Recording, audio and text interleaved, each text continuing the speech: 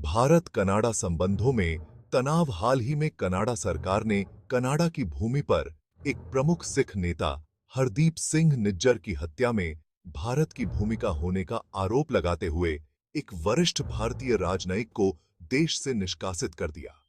जवाबी प्रतिक्रिया में भारत ने एक बयान जारी कर मामले में किसी भी संलग्नता से इनकार किया और इसने भी एक वरिष्ठ कनाडाई राजनयिक को निष्कासित कर दिया।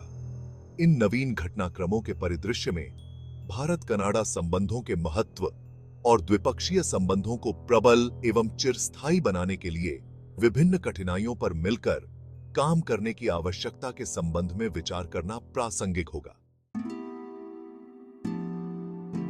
भारत कनाडा संबंधों के महत्वपूर्ण स्तंभ।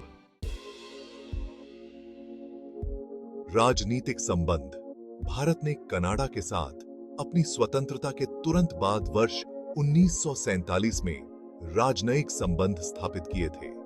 भारत और कनाडा के बीच लोकतंत्र, मानवाधिकार, विधि का शासन और बहुलवाद जैसे साझा सिद्धांतों पर आधारित दीर्घकालिक द्विपक्षीय संबंध रहा है।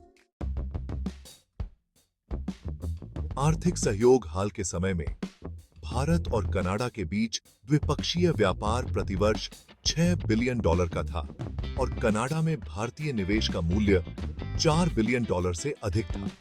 इन्वेस्ट इंडिया के अनुसार अप्रैल 2000 से मार्च 2023 तक लगभग $3,306 मिलियन के कुल निवेश के साथ कनाडा भारत में 18वां सबसे बड़ा विदेशी निवेशक है। 600 से अधिक कनाडाई कंपनियां भारत में उपस्थिति रखती हैं और 1000 से अधिक कनाडाई कंपनियां भारतीय बाजार में सक्रिय रूप से कारोबार कर रही हैं। दोनों देश एक व्यापक आर्थिक साझेदारी समझौते comprehensive economic partnership agreement CEPA के लिए तकनीकी वार्ता में संलग्न हैं, जिनमें वस्तुओं एवं सेवाओं का व्यापार, निवेश एवं व्यापार सुविधा जैसे विषय शामिल हैं। प्रवासी संबंध। कनाडा विश्व में सबसे बड़ी भारतीय प्रवासी आबादी में से एक की मेजबानी करता है, जहां भारतीय मूल के 16 लाख लोग कनाडा में रहते हैं। वे कनाडा की कुल आबादी में 3% से अधिक की हिस्सेदारी रखते हैं और इनमें से 7 लाख गैर निवासी भारतीय NRIs हैं। शिक्षा और नवाचार। कनाडा में अध्ययनरत भारतीय छात्र कनाडा में अंतर्राष्ट्रीय छात्रों की कुल आबादी का लगभग 40% है। कनाडा का बौद्धिक संपदा कार्यालय इंटेलेक्चुअल प्रॉपर्टी ऑफिस और भारत का औद्योगिक नीति एवं संवर्धन विभाग DIPP बौद्धिक संपदा अधिकार IPR के क्षेत्र में सहयोग को सशक्त करने पर सहमत हुए थे।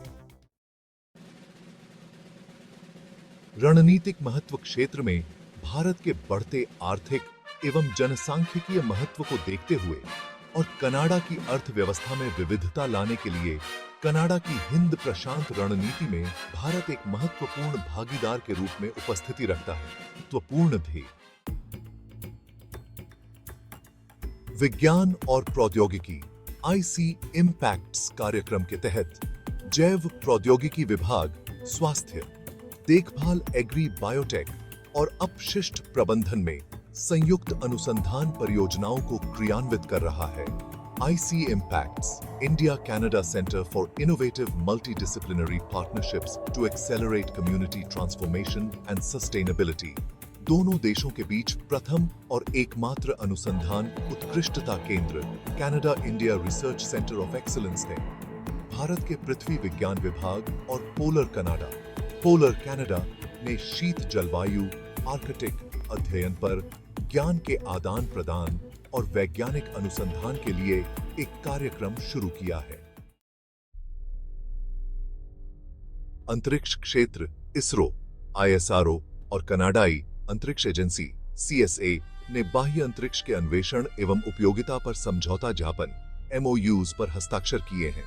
ISRO की वाणिज्यिक शाखा एंट्रिक्स ने कनाडा के लिए कई नैनो उपग्रह लॉन्च किए हैं। ISRO द्वारा वर्ष 2018 में भारतीय अंतरिक्ष केंद्र श्रीहरिकोटा से लॉन्च किए गए इसके 100वें सैटेलाइट PSLV में कनाडा का पहला LEO लो अर्थ ऑर्बिट उपग्रह भी शामिल था। भारत कनाडा संबंधों में विद्यमान चुनौतियां।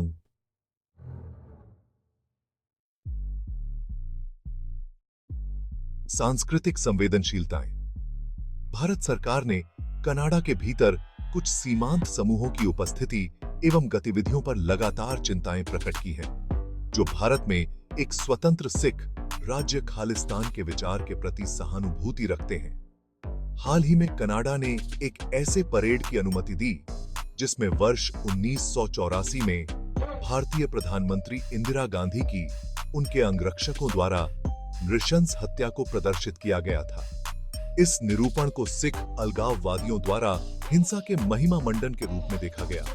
विल्सन सेंटर थिंक टैंक में साउथ एशिया इंस्टीट्यूट के निदेशक माइकल कुगेलमैन का मानना है कि कनाडा में बढ़ती सिख गतिविधियों, ओटावा पर नई दिल्ली के बढ़ते दबाव और भारतीय चिंताओं को दूर करने के प्रति ओटावा की अनिच्छा के संयोजन ने वर्तमान समय में विपक्षीय संबंधों को एक गहरे संकट की ओर धकेल दिया है। वीजा और आप्रवासन नीतियां। हाल के वर्षों में ऐसी खबरें आई हैं कि भारतीय छात्रों को कनाडा में अध्ययन करने के लिए वीजा प्राप्त करने में कठिनाइयों का सामना करना पड़ रहा है, जिससे भारत में असंतोष पैदा हुआ है और चिंताएं बढ़ी हैं। साध्यते हैं अंतर्राष्ट्रीय मुद्दों पर भिन्न रुख।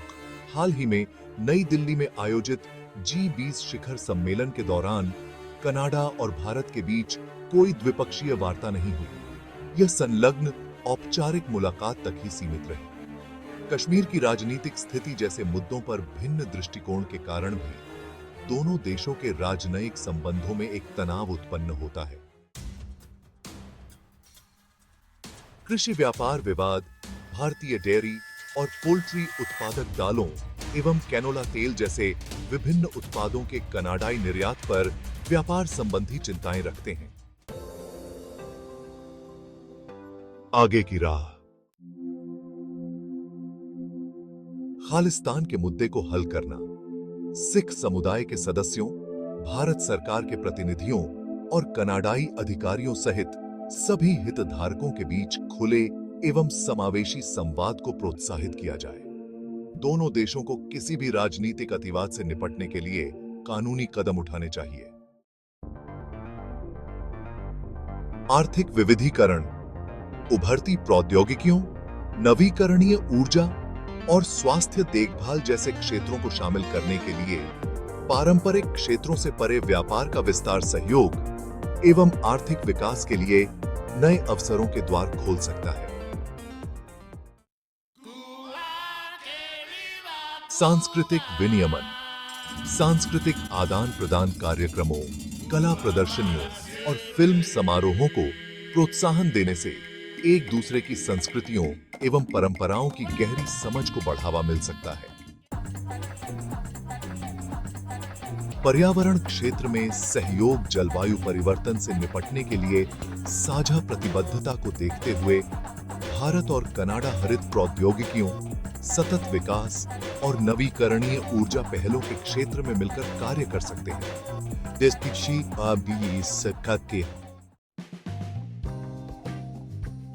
राजनयिक संलग्नता। नियमित रूप से उच्च स्तरीय राजनयिक संवाद और आदान प्रदान वैश्विक मुद्दों पर दोनों देशों के रुख को संरेखित करने तथा आपसी समझ को बढ़ावा देने में मदद कर सकते हैं। सुरक्षा सहयोग। आतंकवाद रोधी मुद्दों पर, विशेष रूप से आतंकवाद रोधी संयुक्त कार्य समूह की रूपरेखा के माध्यम से प्रबल सहयोग स्थापित किया जाना चाहिए। निष्कर्ष।